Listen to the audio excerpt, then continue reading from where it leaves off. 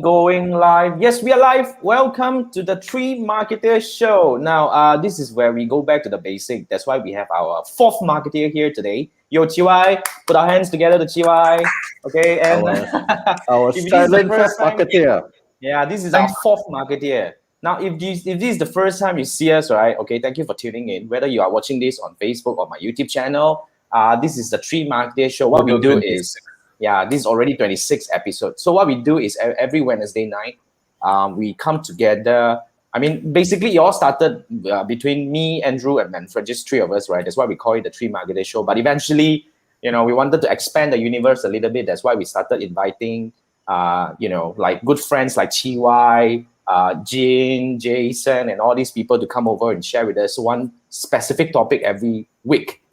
So this is where we discuss about Facebook ads. You see, basically, although we started to expand our universe into digital, the other part of digital marketing like Instagram, like we had Kenny talk about it.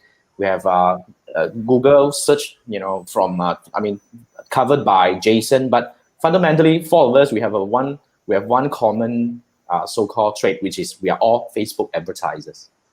So that's the reason why we want to come back to our very basic, because it's 2021. I think a lot of people still find it kind of like, okay, now it's 2021. What is going to happen in Facebook advertising? So this is really, a very dedicated episode where I just want to bring three of my good friends together, okay, to discuss. So I'm Jason. I'm your host, and we have our co-host here, Andrew, Manfred in yellow, and we have Chiwai. So, okay, what do you think when it comes to Facebook ads in 2021? Let's ask him. Yeah. I mean, we start with the guest. You're here, to be bullied. Let's put him on the hot seat. So what do you think in 2021? I think there are different people talking about this, especially or there are certain people also talking about iOS 14 is going to hit Facebook advertising. Do you think Facebook ads is still going to be relevant? What do you think? Definitely going to be relevant. In fact, we see a trend of Facebook spending rocketing. At the same time, even though within Facebook itself or even other social media platforms, we see upcoming trend or even extreme traction in terms of live stream. As in, you can see, when you scroll down news feeds, you can see a lot of people doing live sessions, promoting their products or whatever. And there are a lot of companies whereby they engage all these live streamers to actually promote their product for them. Either they use a proper like a marketing team that purposely do live sessions, or even they engage KOLs or influencers to actually push their products for them. So due to the fact that this is a new norm, whereby face-to-face meetings and live concerts are now all in streams. Even live concerts, they are all by artists, they are all in streams right now. And so you can see that live streaming to promote their products or services now they are gaining popularity. It's just no choice. This part. So we as digital marketers, we just have no choice but to consider these as part of our social media strategy as well. So yeah, live streaming. But that's part of the thing. But when it comes to live streaming, right? I mean, put it this way: I'm a person who I do live every week. Like sometimes I can do live every day. Every day. Yeah. Most of the time I do every day kind of thing. Sometimes most of the time in my private group where I run my courses and all that. But to be frank, I don't really consume Facebook Live on. I don't know about you guys. I am that kind of person who cannot really sit still and consume Facebook Live.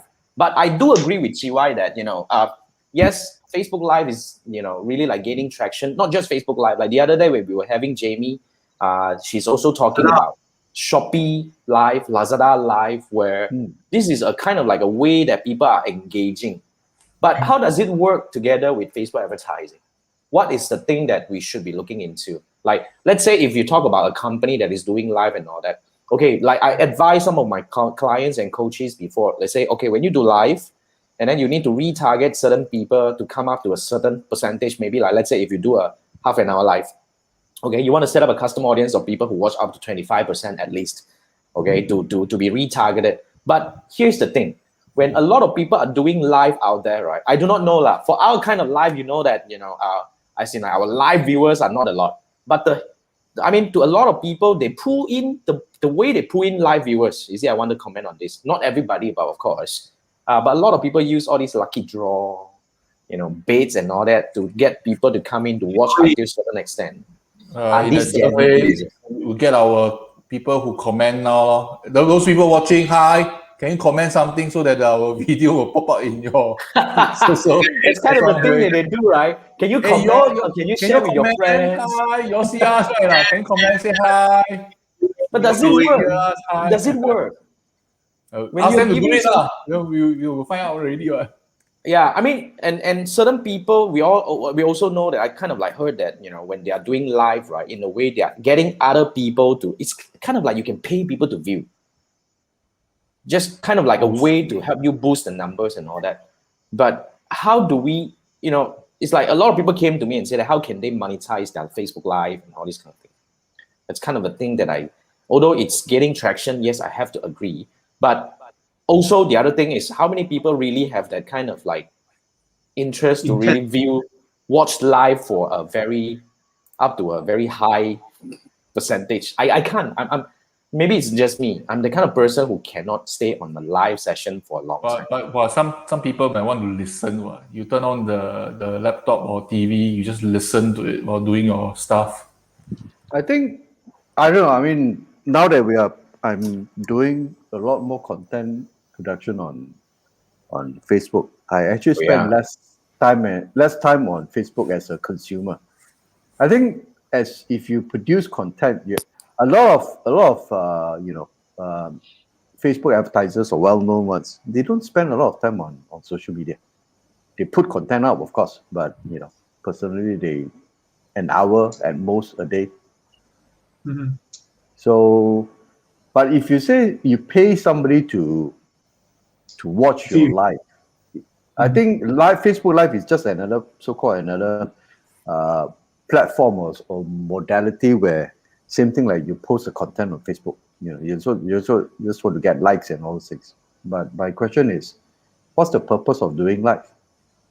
That's why the next thing is, I mean, exactly. I mean, like I would think that if your live doesn't serve a very strong purpose, right, then I think it's a lot more difficult for us to really like monetize it. Like we have ST over here. ST is saying usually people watch with lifestyle interest as content.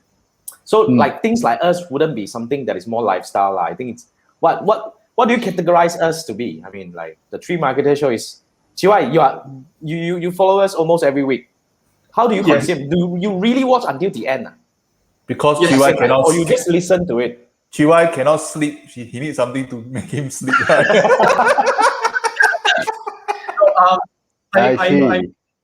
make it as my commitment to learn something at least 1 hour, 1 hour per week to consume content to get myself in the know of what's happening in digital marketing.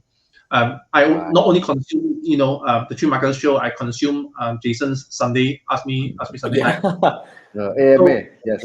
Yeah, I mean, I just make it as my commitment to actually learn something. Because I really appreciate your commitment, man. usually on daytime, all my time has been given to clients. Everyone wants a piece of my ass. So I don't really have a certain time for myself, like as in for my own knowledge or reading. So because I don't really travel on public transport, so I don't really have time to actually read.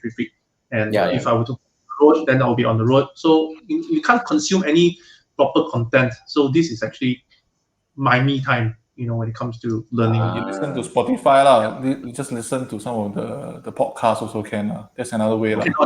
I'll fall asleep. I'll really, really fall asleep then. Really? Podcast you fall asleep? I do consume podcasts though. Yeah, because watching, like you guys, so it's actually really engaging. Like, okay, real people behind the screens. Sometimes they'll shoot you back questions when I ask things. So it's a two-way thing. So it's not just a one-way thing. We're just trying to make it lively, or else it's very boring, right? I mean, digital marketing is boring to a lot of people, to be frank.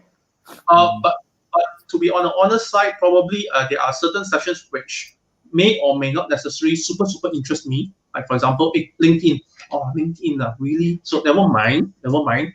Probably I don't like look at the screen, but at least I listen first. I do something, at least I listen. Oh yeah, really, yeah. Then after that you come back to the main screen and say what the special guest have to say. So yeah, I mean, looks like we're gonna up our game in terms of content generation, man, Jason. You mean, yeah, okay. It'd be good if I can get more people like Chee lah. Else,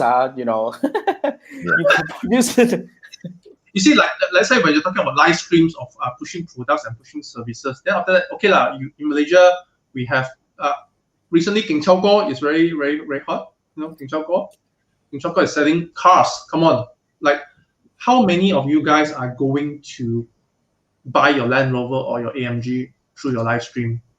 But whenever he's doing live stream, we are talking about 2,000 plus people minimum watching live, 2,000 plus.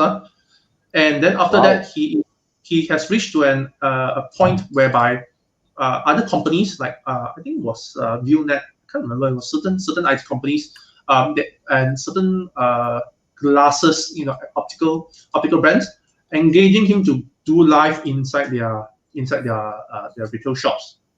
So it's more like a KOL kind of thing already. Meaning you end up doing like a KOL already rather than a sell car, car guy. Right. But it started as a car seller kind of thing lah. Like our friend in Singapore, Mai Yu Ge also. Yeah, Mai Yu Ge, Wang Lei. Mai Yu Ge is also, the guy is also like the selfish guy. Yeah. Right. Yeah. So it's more entertainment, commerce kind of fusion already. You got to be entertaining in order to get people to. Yeah. So in a way, it's just like, and not everybody, not any Tom, Dick, Harry can come out and do live lah. That's the thing. Of course, I personally went through going live. It freaked me out at the very beginning, but of course, you kind of get used to it and all that. But I agree with you in that sense for this topic that we're talking about. Yes, I do agree that live stream will get more and more traction. However, what I really, kind of like concern is how does it? Definitely, I would agree that we will push businesses. But I think a lot of businesses out there, when they're doing live, right, they really need to look at how can they capitalize on the viewers to move the needle for the advertising part. Because the content is one thing. You cannot keep bringing back the Geng Chao Go or the Mai Yu Ge coming back to your page and do that kind of live. How much can you pay these people, right? Like the other day, Manfred, you were saying to get a Mai Yu Ge to come live, how much? Well, not cheap. 5,000 Sing. I think more than that. I can't remember how much already. But in Singapore, 100,000 Sing. No, 5,000 or 10,000 Sing or something like that. I can't remember exactly how much, but just to sidetrack a bit, there are Singapore fishmongers, they do it themselves, no? Right. They film the fish product, then they will deliver to your house. No? Actually, God, Malaysia also a lot. I watched that. Live, then people beat all. Then I was thinking, wow, up to that kind of standard. I think one thing, try to learn from the best. When I say best, I think the Li Jiaqi, the lipstick one. Oh yeah. Oh, that one. I know that. You try to watch him, and dude try to who does get lipstick thing. Yeah, because he does sell over the counter, He so his years. He or she? He's a he.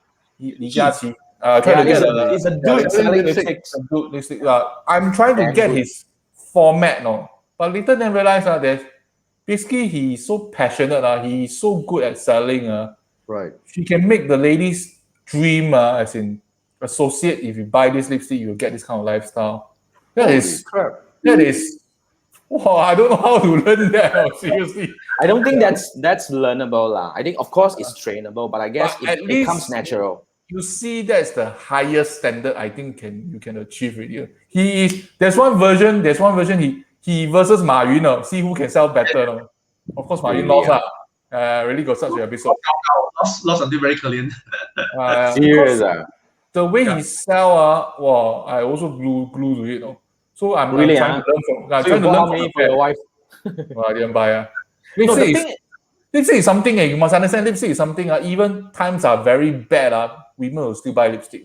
But now you cover with mask, or you still buy lipstick, man? You got a point also.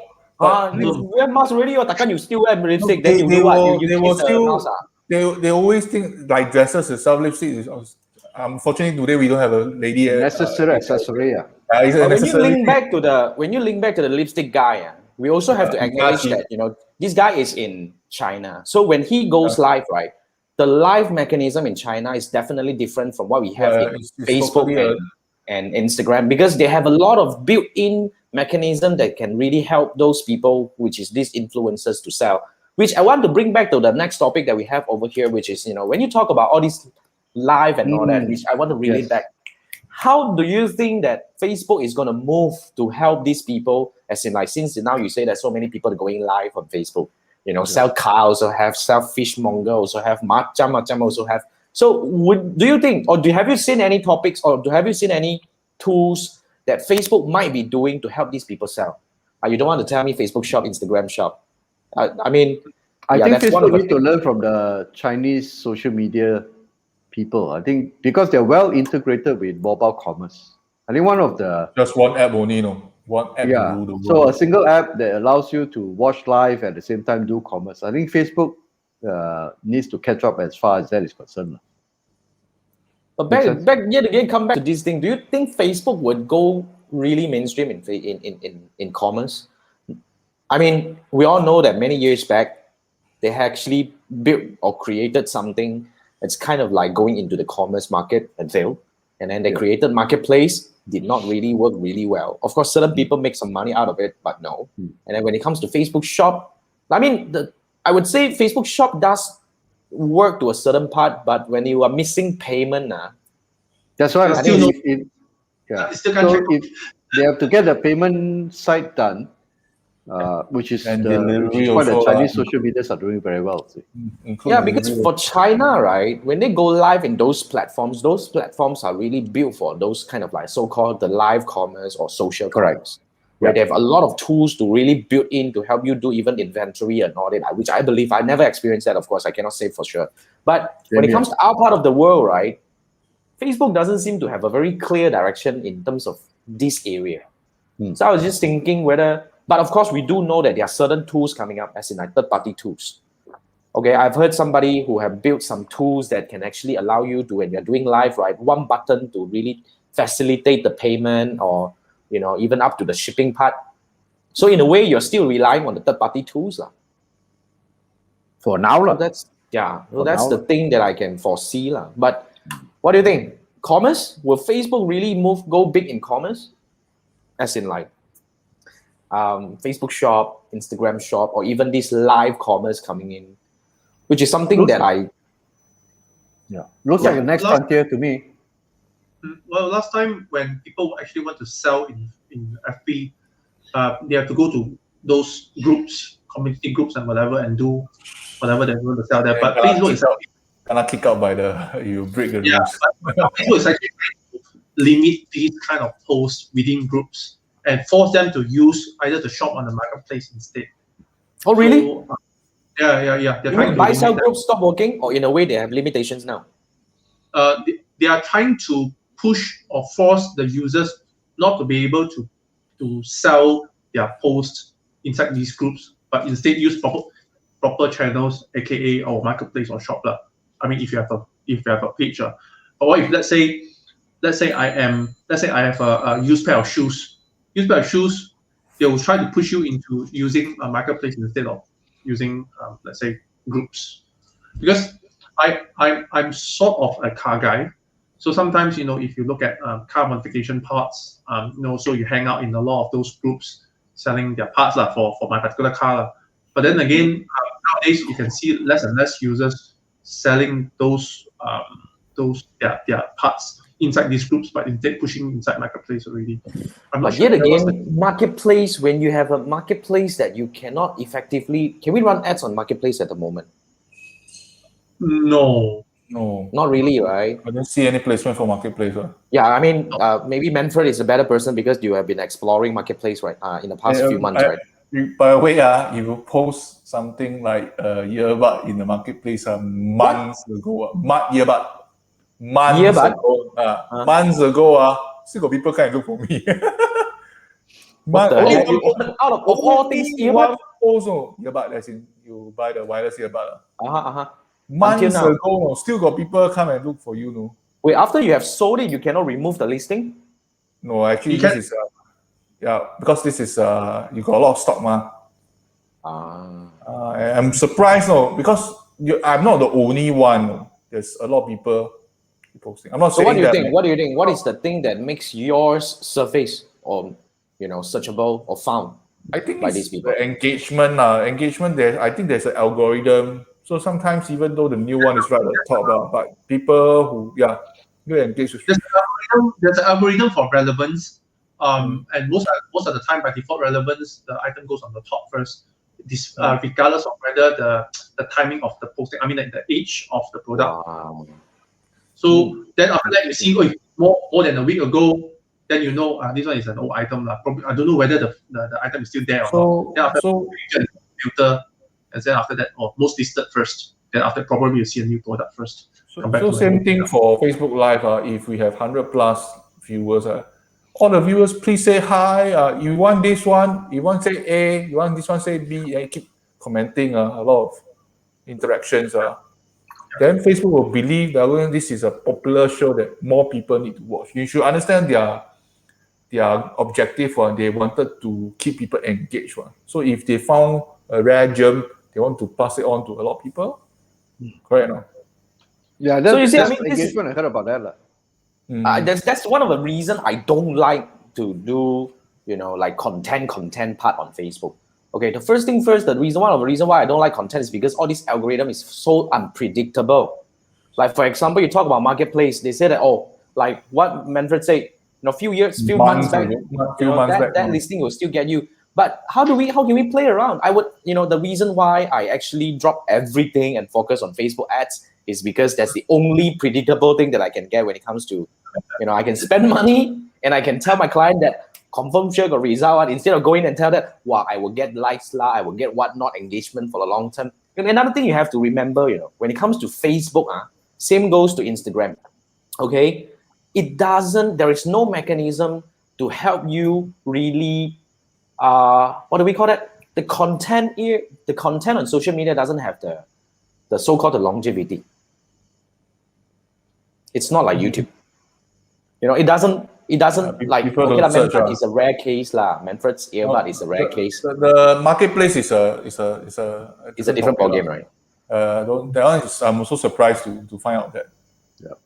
Yeah, maybe that's a rare scenario that you hit some algorithm freak, that actually bring you back and all that. But most of the time, right, even though today you have a post that has thousands of engagement and all these likes and all that, there is nothing you can do. Even you want to carry the audiences forward, that's the maximum 365 days that you can retarget them. That's it.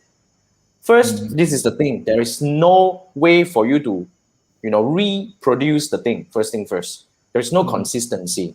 And there's no way for you to really effectively monetize in a way that post that has got hell a lot of engagement. So that's one of the reasons why I stopped doing management altogether. I say that the page management, the content, all that. We have talked about this before. For top of the funnel, normally there's 3 ways. One is video. Video, obviously, we'll talk about YouTube, where people do a lot of content. This is also a video on YouTube. Okay, when people watch, people will take action or we try to do retargeting. And the other one is some people don't watch, some people read. There are people who constantly read a lot. But that one is quite painfully you have to create all the content. Okay, and lastly, the least effective way is to do organic social media, Facebook posts. I'm not saying it's useless. It can do some help. But I think in terms of effectiveness and in terms of cost, this one that is the top of funnel. Then when in the middle of funnel, where you do retargeting, when you touch my website, touch my Facebook, touch my IG, I got my chance to attack you by advertisement. That's what we are very good at. Yeah, true lah. That's what we are very good at lah. And the retargeting bit and all that. Top of the funnel is the one that you spend the most of the money. Where your video, you must do your YouTube. In fact, recently, Kenny, the IG one, I think really must do also lah. The IG thing. The IG thing. But I still cannot brain. We have another IG person coming in. Equivalent to writing in blog also. Yeah, that's why. Wow, still struggling with that. IG definitely need to learn. That's why I'm bringing a master in the next week to talk about IG, and she has a framework to really do this. At least we can go through training to learn this thing. But yeah, we have a question. Chee, why are you so excited about it? Okay, we have a question. We have a question from Gamer Scroll. Gamer Scroll asks, okay, Facebook group versus Facebook page. Do you think business can benefit more for community building via group instead of page? Good question. Okay. Okay, what do you think? I mean, before I chip in my thought, Andrew just started your group, and then obviously you advertise, confirm me a page first, but What's the question? Facebook group, do you think business? Yeah, and Chee mentioned that he is a car person. Obviously, you join a lot of car groups. Do you think, coming from a business standpoint, the Facebook group helps compare the Facebook page? Community building via group instead of page. I think it does. Because you're talking advertisement on group. But the idea is to, same thing like when you do emails, you want to segment your prospects. So if you're talking about, let's say, cars, you want to talk to people who are really interested in cars. So the only way to move them from page is to go to the group, and then you can engage with them on that content. The page is basically everybody can see. But the problem is you don't know who is engaging with you. So when you move them to the group, then you can do whatever you want within that group. So you have maybe a group for cars, then you have a group for car mods and all those things. And each one has a different set of interests. And if you want to do any commerce or whatever it is, then you can target this way. Guys inside this group. I mean, I do have friends who are in this industry, whereby they set up instead of setting up or even being active inside their business page, they created a separate group, same branding, but all their stuff are all through inside the group instead of the page. Correct.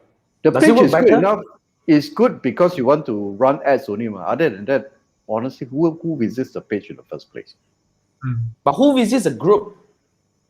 No, group because it's topical. So if go back, if you have interest in lipsticks, for example, you'll be talking to the group, or you'll be looking for groups who talks about lipstick and nothing else. But if otherwise, how you go? It's same thing where you congregate where your audience, so-called congregate where your interest is. But you want to talk about poker, you go to a poker group lah. So in a way that you agree that the business can benefit more for group lah. I mean, via group instead of page. Yeah. I'd say, in my opinion, I think both has to have a balance. But of course, you cannot just do the same thing on both page and group. Like if you observe, right, my Facebook page is very much on the community building, and I use that to run ads and, to really run ads for my courses and all that.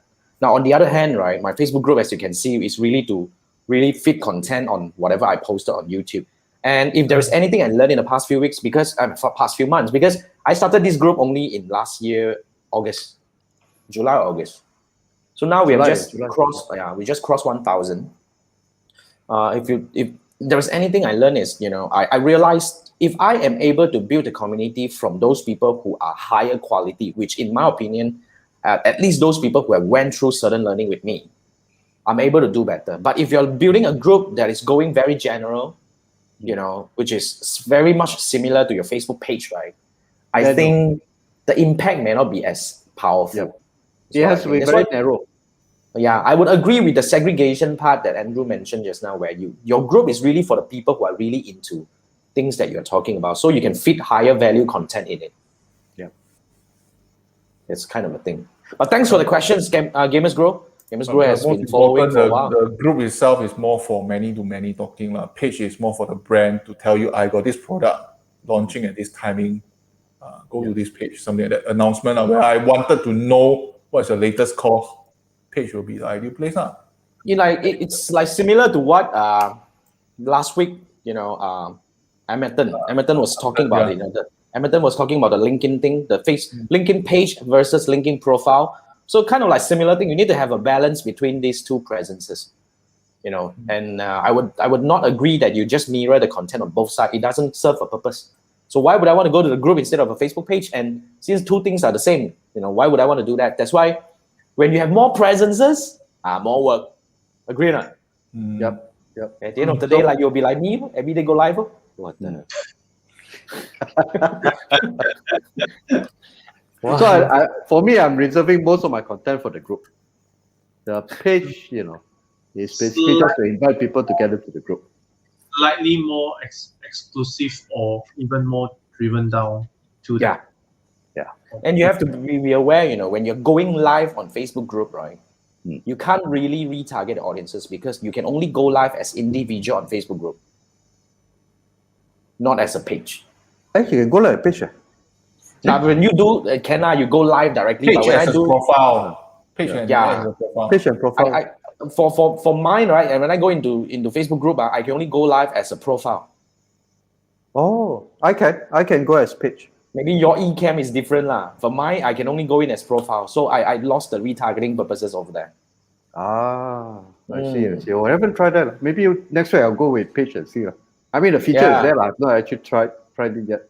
Yeah, because for my case, I can't. So if you talk about retargeting, then maybe if you're doing the live thingy inside the Facebook group, then because there are many tools, man. Like for example, the tools that I'm using, which is a StreamYard, I can only go live in group as my profile.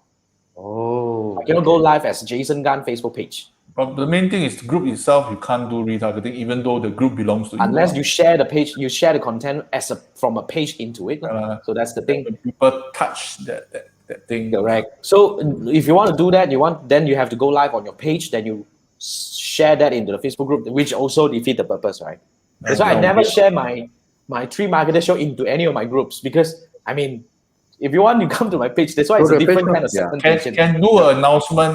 You can make an announcement to tell them once in a while it's okay because some people might be existing in the group but not active in the page. Different engagement, I would say. Group is more for, like, I would agree that Gamer Scroll just brought up another one. It's like a middle funnel. I agree. Group is more like a middle funnel. And in fact, it could be a bottom of funnel as well because my group, over these 1,000+ people, at least more than half of them actually went through learning with me. So this is not just middle. They are the bottom of funnel. This is really your customers already.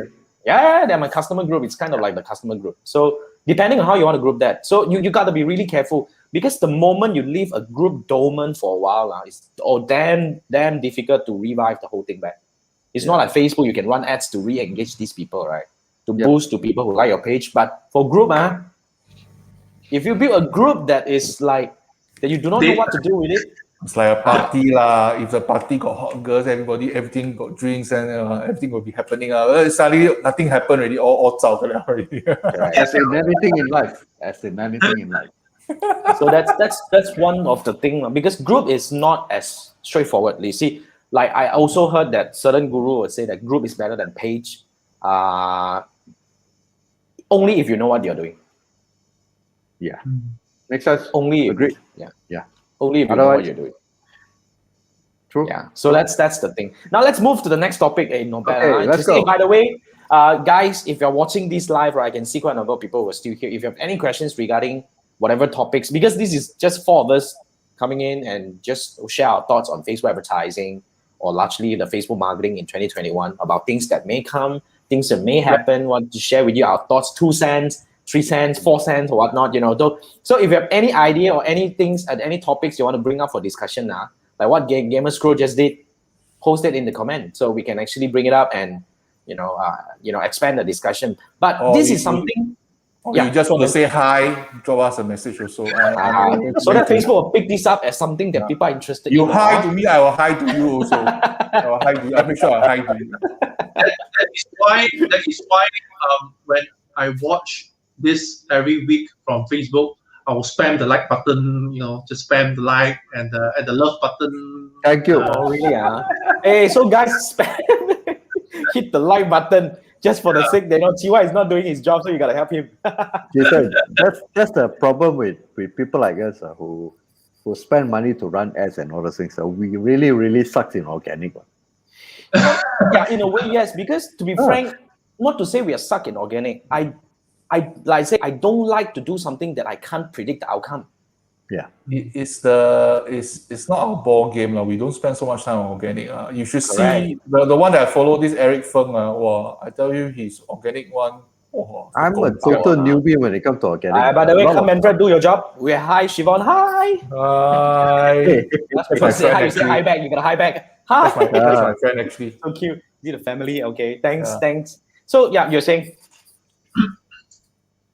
It's conversational, conversational commerce. Okay. I mean, back to the topic, we're talking about conversational commerce. Okay, this You're is a topic saying that it's popular in Philippines, right? Yeah, I was in this morning. I had a coaching call with one of my coaches in Philippines. She said now currently in the market in Philippines, a lot of people are running so-called courses or training to teach people how to do conversational commerce. Because I don't know, it's kind of a thing. But I was just telling her this is really something that is fading away in Malaysia. I'm not sure about Singapore. Why? Because you see, many years ago, in fact, as the social commerce started, PM became the thing. Everybody just type PM, and it's kind of like the start of the journey, to become a customer. However, if there's anything I picked up last year, among a lot of my students that I have, right, a few of them are actually conversational commerce. Why? Because there is a couple that sells jewelry. Actually, back then, right, in last year, they were still having about 80% of their sales coming through messaging. And you have no idea. Instagram Messenger. Facebook is part of it, but Instagram more. And can you imagine when this couple go vacation, they are not having their vacation at all. They were glued to their phone and reply because this is all business. So they have been working very hard to shift to the automation, which is using the website to buy and all that, which last year it happened. Last year, because of we call this the accelerated digital evolution, where because of MCO, people stay more time at home, people start exploring, learning the right way to buy online, which I believe, which is going to the website and buy. It's kind of like people are getting more educated, and the last time I spoke to him, he was saying that now about 50 to 60% of the sales are coming from the website already. Oh, wow. Okay. Which is a good shift. Else, I tell you, you have no bloody life. You're stuck really to the phone. No life. That's why you can this still is really engage someone to do it. But yet again, that's kind of like you have to engage someone to do that unless you are big enough. And then how do you share the messenger connection?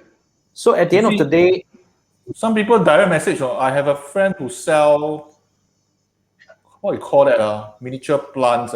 Bonsai. Not bonsai.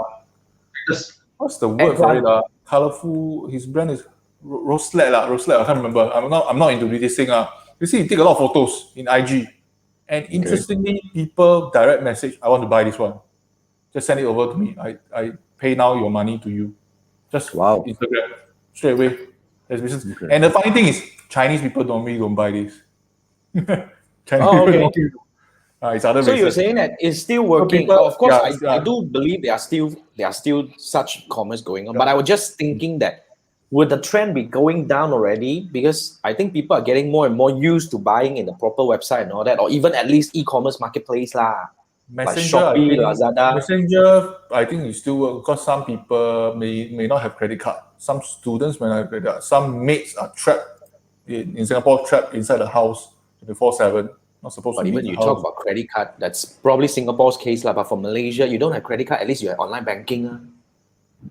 At least because most of the e-commerce, so-called the payment gateway can support online banking. Even Stripe supports online banking. I'm not sure. You can also do online banking as in transfer. I'm not so sure about the foreign workers or mates in Singapore, but we have quite a sizable number of people. That's why marketplace is quite popular for them. But back to one thing about this conversational commerce. I just met a vendor this week. I am very surprised actually. He is heavily concentrating on Facebook Messenger. You know what I'm saying? Or how many times I run Facebook Messenger? I think I use one hand also can count. So that's why I'm not very familiar with. I didn't spend so much time on Messenger. But the interesting thing is, he actually used this to find out why people don't want to sign up, why people don't want to purchase. How does it work? So to really talk to the people. And, you mean wow. Talk to people and also got like scripts up. Say example after chatbot stuff. Chatbot after 5 minutes you don't want to click the thing itself, then they'll come another message. So they'll constantly revise the thing. But what actually caught my all these things standard is that when just like WhatsApp Messenger in Facebook WhatsApp one as in when you send out the number, the person must press and talk to you, then your number will be seen, right? Same thing for Facebook Messenger, which I clearly remember that Facebook Messenger, you talk to him, that's all. You only can see the person's profile. You go and see the person's profile. He has upped his game to some mechanism. able to see your contact number and email address, which was quite an eye opener. I don't know how on earth he do that.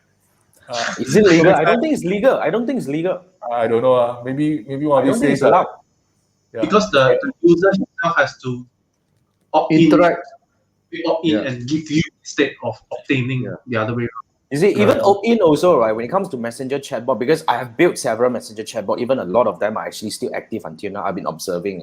You see, after they introduced the 24+1 rule, the chatbot thing kind of stagnant, Yeah. You know what? Because before this, you can still do like what Manfred was saying. If you don't reply after a certain while, I prompt you again, and I prompt you again and all that. But the 24+1 rule break everything. Why? Because you can only send promotional messages up to 24+1 hour after they opt in.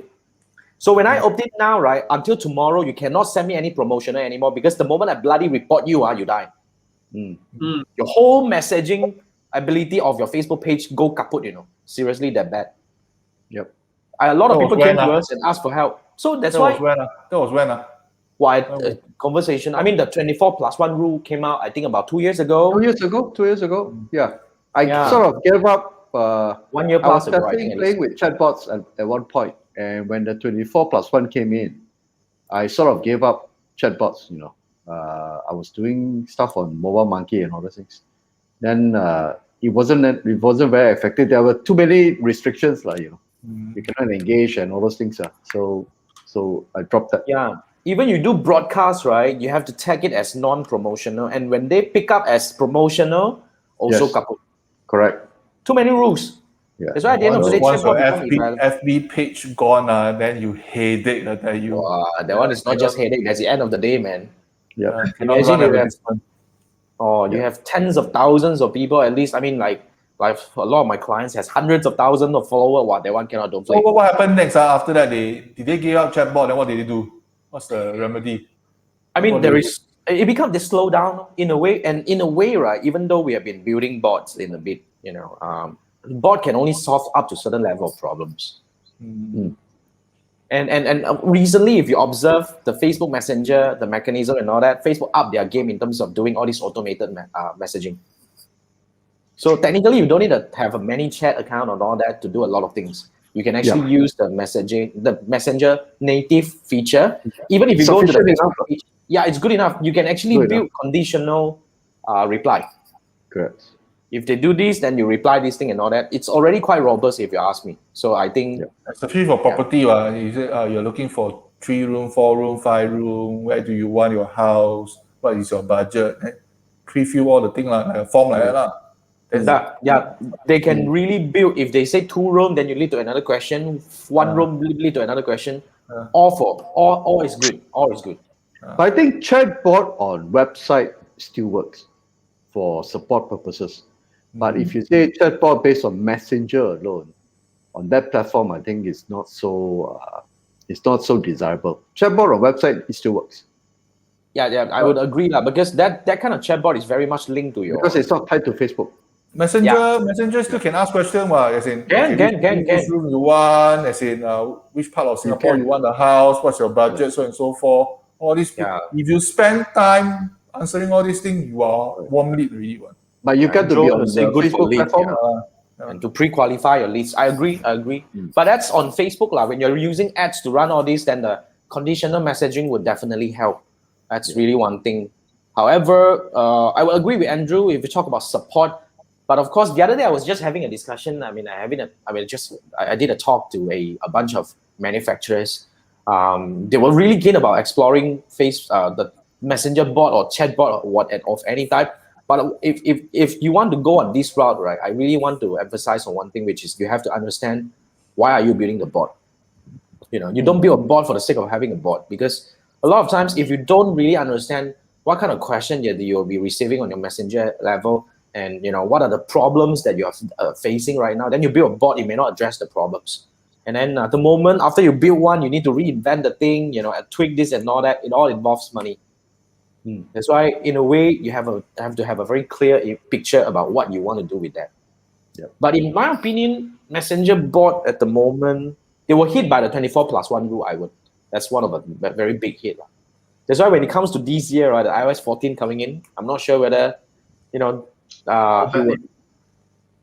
what do you think about iOS 14? We did not schedule this in one of our topic, but I think people would be interested to find out. But Chee, what are you doing to help your client to prepare for that thing? I'm still reading up myself, so I have no comment on this for now.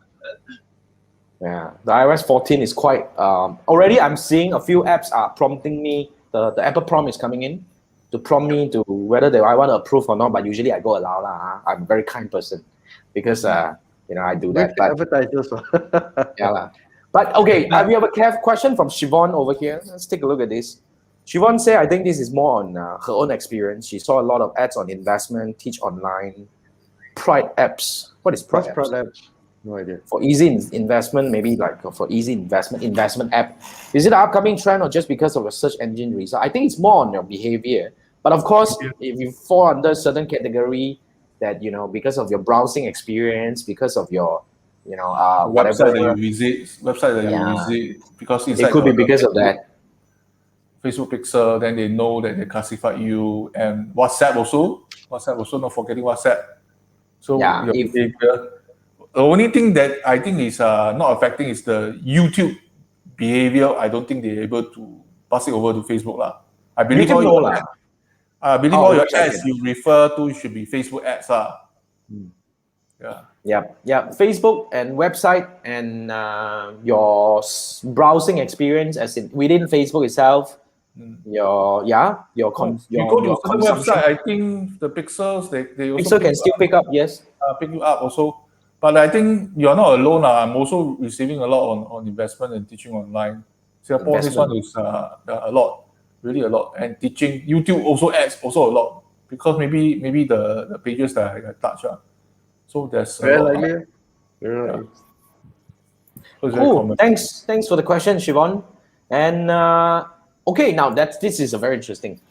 I mean, as in like in the past 1 year, I mean, okay, that's kind of a thing that I think it could be a very interesting topic where, I mean, in the last 6 months itself, 6 to 7 months, I've actually learned with more than 1,000 people. So in a way, more and more people are learning how to do Facebook ads on their own. And Chee is running an agency. I used to run an agency. What do you think? Do you think when people learn how to do Facebook ads themselves, will the agency's role be affected moving forward? Well, in a way, especially for SMEs or for even startups or even new traders, whereby they set up a website, they want to promote it, or they'll set up a business, they want to promote it. So let's say, for example, they have a Facebook page. They definitely want to give it a try. What if I'm going to post it for $10 or $20, that kind of thing? So they're definitely hands-on a little bit, because number one, probably as starters, they do not have the budget to engage a proper agency to do it. They might end up trying themselves, or they also might end up engaging freelancers like that, probably taken con or whatever, whereby the freelancers will just click on the boost button and that's pretty much it. So I get a lot of those kind of clients as well. But when it comes to agencies' role, after they try, and if it's not effective, probably they'll start hunting for it, hunting for a proper agency to do it for them. And our role, number one, is of course settle their problems, and do proper setup in the business manager, everything for them, and probably run ads for them. But at the same time, knowledge transfer, meaning if let's say, for example, some of them are SMEs and probably they want to grow the knowledge in-house, probably they want to start training up one of the marketing personnel or marketing exec to actually go for classes and whatever. Then after that, engage another agency at the same time, get things done. At the same time, make sure that this exec actually learns from this agency as well. So our role, besides setting up knowledge, train them. Not like me as the agency, I want to hook you up. I'm not going to transfer anything to you so that you're going to definitely rely on me. My perception is I don't do that. So if I can knowledge transfer, train up whatever in-house, then after that they can grow. Sometimes they will ask me back questions. That's fantastic. Hey, why you do like that? Why you do like that instead of like that? Oh, fantastic. Good. Very good. It would be good if they can grow. What if they go?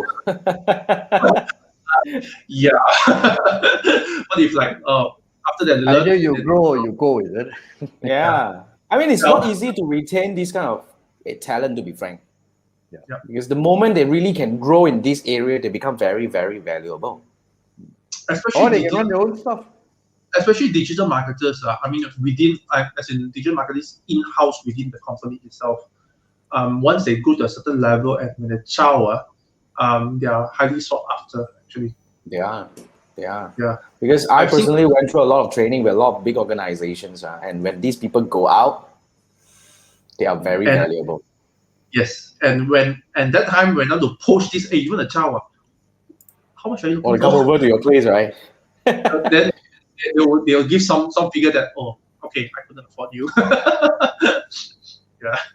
So that's the thing. I would agree. I would say. I mean, if there's anything I learned in the past 10 years running an agency, I would say the best case scenario is definitely like what you mentioned. The client has a person, or at least a person, if not a team, to really train themselves to go over this and become better in this, and they will take over this thing. Not many organizations can really endure this process and do that. On my hand, I have a few coaches that are doing this. But in fact, if you are able to do this in the long run, you save a lot more money. Oh yes. A lot more money. Yeah, it's a long game, rather than engaging in a 4A Correct. agency. And to be frank, if you ask me, I'm not sure. I mean, of course, this could be a different kind of perspective over here, but an agency can never do as good as a job of a good in-house. In a way. Because they know their own business best. Correct. So when you have a balance, like what we are doing right now is kind of like a best, in a way, my preferred combination right now. I've trained this team of people that they can already run things on their own, and then they engage me as a coach. Then we will just go through the campaign on a weekly or bi-weekly basis where they know their stuff, but they need me as an external eye to really point them to some, like, okay, this is the thing, let's take a look at tweak at this. Then next week we come back and look at another metrics and do certain tweaks. I think that would be the best case. And that's the reason why I stopped doing agency. But could agency do the same thing? Like Basically, agency take a coaching role to these customers instead of, they come in for very technical consulting. In a way that makes the agency a consulting role rather than an executor. Then it's no longer an agency. Yeah. So you have to take a like I think in a way, of course it can be coexist. It can be both. Yeah. But I would say at a certain point, I think it can work. But it's just another branch of same thing like IBM technically is the largest digital agency apparently, and most of the big fours have also gone into consulting agency business. So my question is, why can't an agency go to consulting? Yeah, true lah. That's kind of me. I have switched from agency to consulting. So instead of done for you, they can still do the done for you, but at the same time, customers who have in-house, I teach you how to do it. Or I'm sure that Andrew Frozen. So I mean, Andrew Frozen. Oh, he's back. You're back. But it's totally possible, which I have been through. All stages. I think it's possible, but I think it depends on the client's need, what they want. They want an agency or they want a coach. That's kind of pretty much. And then you must be. In fact, two things. When you're running an agency or when you're actually coaching, the eye that you need to put on, the head that you need to put on are actually kind of a different thing. But Joan has a question. As an agency, is it really okay to do only performance marketing and not content? Won't that only restrict to the client's content in your ad and ultimately affect your campaign? What do you think, Chee? Well, when you only do performance, mean you only run the ads. You don't do content. I have several clients where I do both. Whereby I do performance marketing, I measure, and also content and visuals actually come from us. At the same time, there are also certain clients whereby I only do performance marketing, whereby content and everything done in-house, and after that, I make sure that whatever that you give, I go through, okay lah, can use lah. Then only I load it into Business Manager, and then after that I set up everything for you.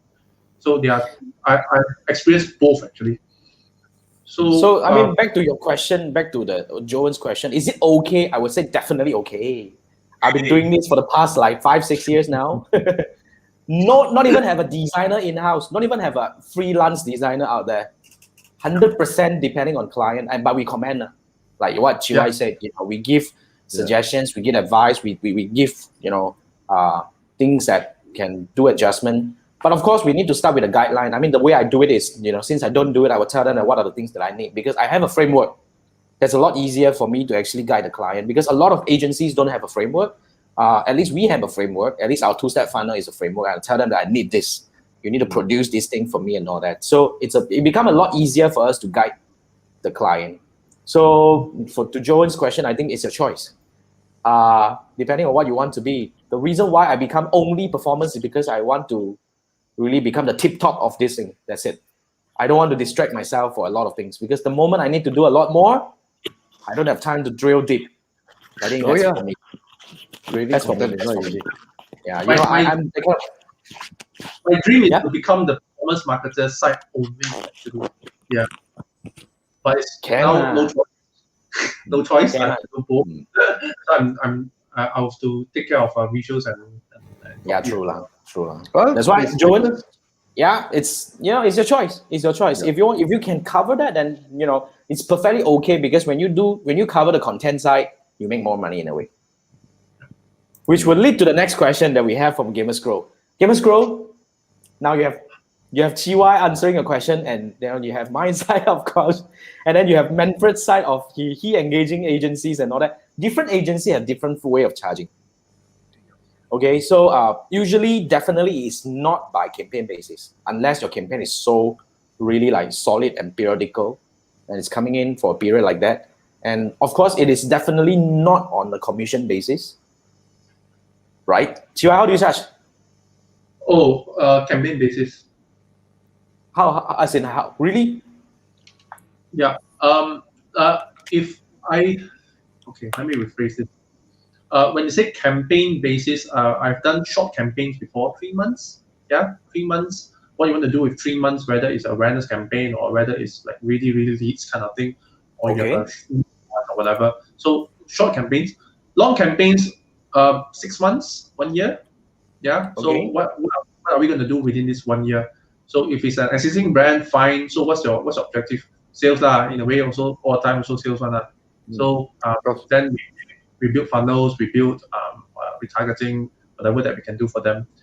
And usually it's like a retainer-based kind of thing, a contract within 3 months, 6 months, or even 1 year, and we lock you down. And each every month, we invoice. And after that, media buys, of course, is chargeable to the clients. How much you're willing to spend, or how much we advise you think you should spend to achieve whatever. Let's say, for example, Chee, I want 200 leads this month. What can I do with what should I spend? How much should I spend? How many ads should I churn out? Then I reverse calculate and see whether what can I do for you. I've come across commission-based kind of mechanism before, but very hard. Very hard. Your money is based on the success rate of your campaign, in which we as agencies, so sometimes we do not know how well is your product. Sometimes if you have done it before, then the cost per lead is predictable. Some people actually do charge by performance. I actually come across two main types. One is they charge 20% or 30% of the ad spend. But as I was that kind. I no longer take client anyway. Then the brand will have one question. Then the more I spend, the more you earn. No, right? No, but you're not serving my needs. No. I want more leads. No. Okay, then another agency actually kind of reached me. Hey, we charge by performance. No. Okay, but one lead $200. That's different way. I mean, I have a friend who is also doing kind of like an agency. How he charges? He actually, like what Manfred say lah. He do a level, and he say that per lead is maybe like 50 ringgit, for example.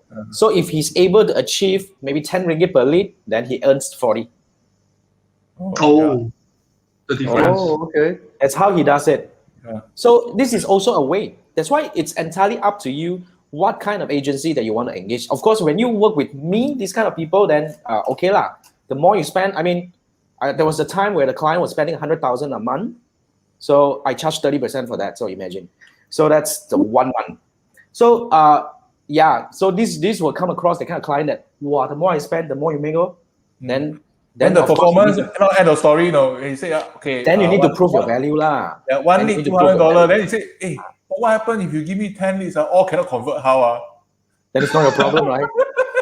You think I give you 10 leads, I run myself, 10 account, and 10 leads give you, right? Or what Bangla. Yeah. I mean, it's the same thing. I mean, the other side of my friend's case over there, then you might, because his incentive is to get as cheap a lead as possible in order so that he can make the big difference. Yes. So then he probably can convert or not. The correct, salesperson will make noise. Wow, this kind of lead. This one not sales qualified lead. Yeah. Cool. So you have to balance out. So it's your choice. In fact, back to Gamer's Crow's question. I think this is a very good question. In Singapore, most of our cases is all charged by 20%, 30%. Then the sad thing is there are agency in Singapore who get the kind of permissions rate. Then they outsource fiber upwards to third world country to do the job. Then the job is not done properly also. There are some agencies there. But it will screw up their name more in that case. Bochap, really Bochap. So it's really wild west really. Okay, that's interesting.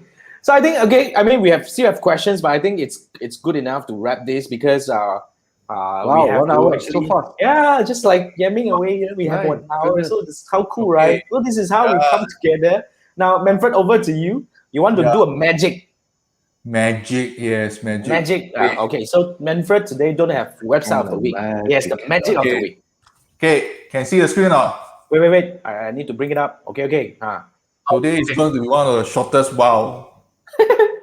Okay. Wait, you need to show your URL. You're not showing the URL. Can't see the URL. Oh, you cannot see the URL for some reason. Can you share the whole screen? I think you need to share the whole screen. Let me try. Okay, let me remove this one. You try to bring it up again, share the whole screen. The URL, if you don't show your URL, then it doesn't make sense, man. I'll show you the entire screen. Share. Is it? Share. Entire screen. Can Okay, can? Okay, hang on. Okay. Wait, can now can. Oh, okay. Right, okay. Magic. 3 Marketeers show episode 23, right? So I play It's the 3 Marketeers. Okay, so if you really like our show and you want to save it, a lot of people very mafama, so go and find a download YouTube, right? So I realized you can see the URL, right? Can? So I already put my cursor behind the YouTube.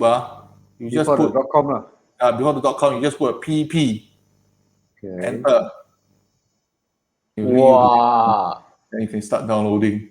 Then you can every day watch. Why 2mate.com? It's another website. It's another website. It's YouTube. Yeah, it's not YouTube already. So basically, I say again, I go back again for people who are slightly slower. Yeah. So basically, you are at YouTube, right? YouTube.com, right? So correct. You go to the .com before .com. You just put a PP. I don't know why PP. Okay, then you press enter. It's their website lah.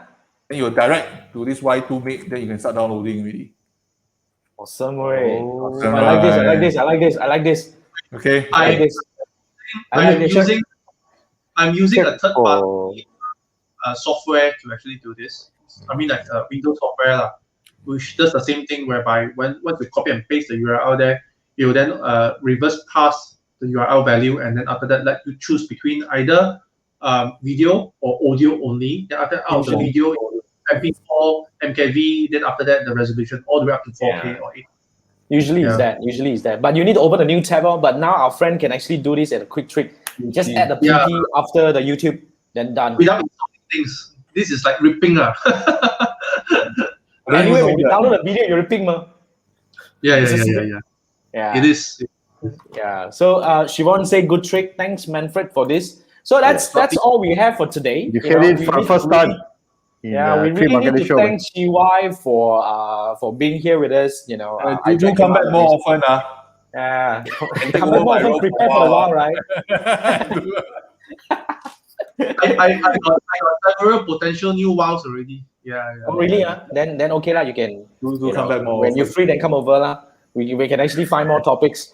Okay, so thank you so much for watching this the Three Marketer Show. I'm your host Jason. We have Andrew as my co-host Manfred and Chee as our guest today.